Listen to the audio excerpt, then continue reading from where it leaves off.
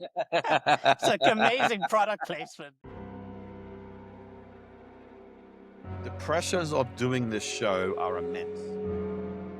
Going through horrendous experience, getting so low. So Captain Glenn from sailing.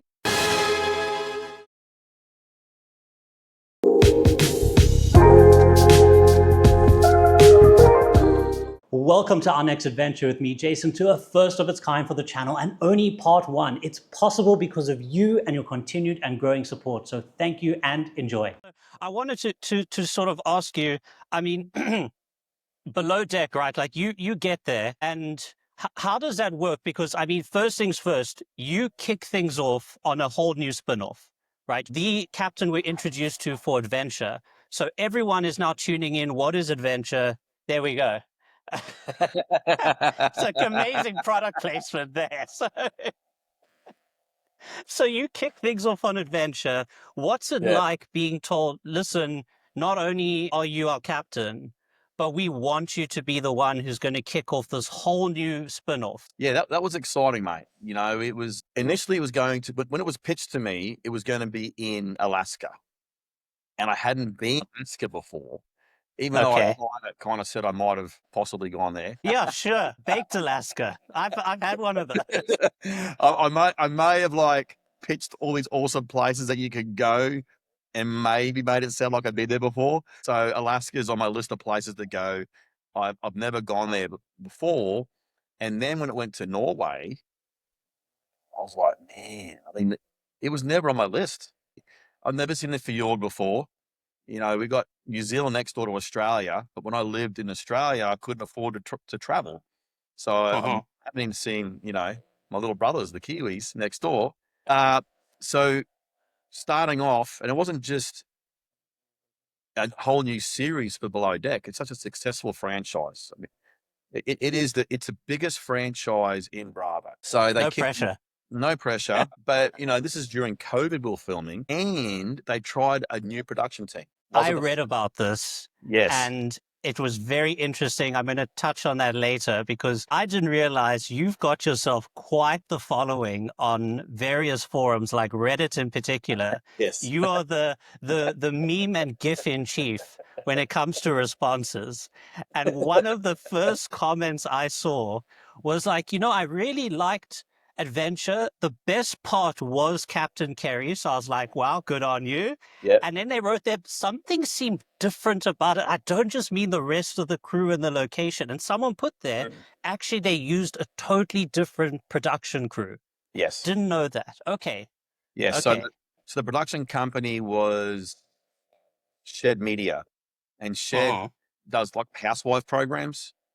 So they Okay. have, and there was people who were on the team that had shot with 51 Minds, but it wasn't a 51 Minds team. So you had people who have experience shooting Below Deck before, many who haven't, and COVID. You hit the ground running, right? As if like the pressure of this was your first time now on reality TV, or at least in a leading role. I don't know, because maybe you were an extra somewhere. I don't know what the story was, but Well, I think if I grew up with these, I would have had a reality TV experience much sooner. But luckily, I didn't. well, I think you could agree, better late than never, right? It's pretty cool.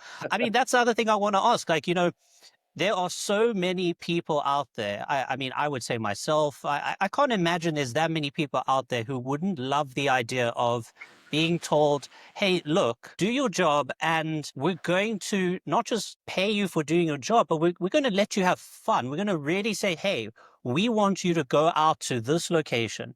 We'll deal with the headache of getting a charter and everything. What's that like going from not on TV and any of the pressures that follow you now onto TV, the added pressures, and I guess that transition into you're a known entity. You can't just walk around anymore and someone says, oh, hey, sorry, what's your name? Didn't get it. Oh, cool. What do you do? I feel now you walk around and someone says like, oh, yeah, Tim. Oh, amazing. Like, oh, I love it. The pressures of doing this show are immense. Yeah. because you are doing your job and you're in a different environment than what you're used to. So not only am I in a different country that I'm used to, I normally carry 12 guests maximum, right, and maybe 10 to 15 crew, but now I have an additional 30 film crew on the boat. Right. And and then the part that sounds great is that everything's Mm. planned for you. I'm a bit of a control freak, captain, right? So it's taught me to let go. Like the show has, it sounds bizarre, but the show has made me a better captain, a better people person, because Okay. I'm able to. Well, one is, the old saying, take a good hard look at yourself. Well, I'm Yeah. You don't have a choice. one of these few people who actually can really do that.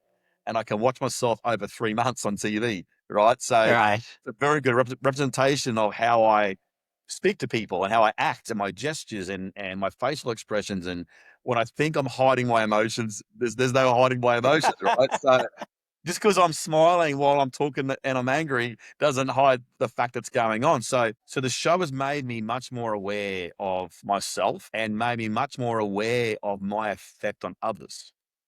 So, you've been around enough Australians to know that we like to have a good time, but Yeah. but Understatement. Yeah. but we have tall poppy syndrome, which, Okay. for those who don't understand what that is you put your head up too high, you get the legs cut from underneath you.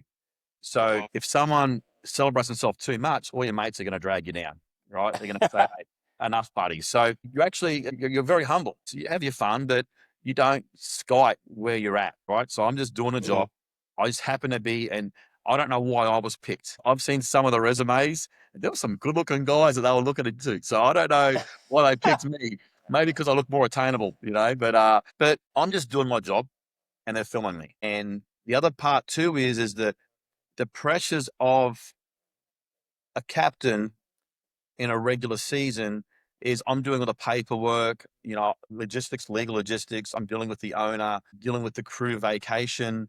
There's all these things, get ready for the next yard period. So I wouldn't be allowed to be on deck as much as you do see me in the show because I'd be stuck in my office getting ready for the next charter, next season, whatever it might be. So it takes some pressure off me to be more involved with the crew and to be more aware of where they're at, where beforehand, I never really cared because I was too busy. Right. And if you didn't make the cut and then you promised me you'd be a great employee and you don't do what you said you would do, when I fired you, you left that room not thinking very good things of me because I let you know how much you let me down. Like I wanted you to feel the disappointment. I wanted you to feel how hard it is for me now that you've taken me away from my family to go find someone to replace you because you didn't do your bloody job.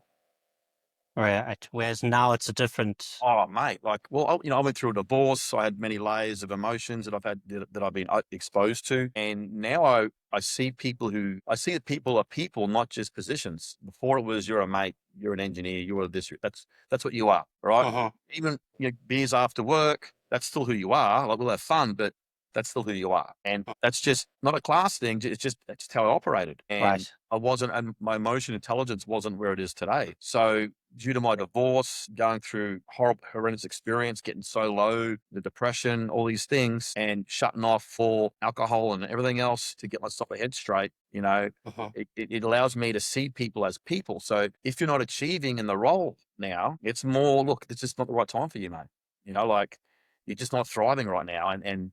unfortunately, this environment can't nurture you. It's the wrong environment for you. And Wow. when I say goodbye to you, it's compassion, and Mhm. I don't want you carrying away any disappointment from me because your emotional state isn't in the right place to do the job to the best of your ability. And what a I used to be to even just make that worse for you in the past. So now it's a lot more about understanding where your emotional state is.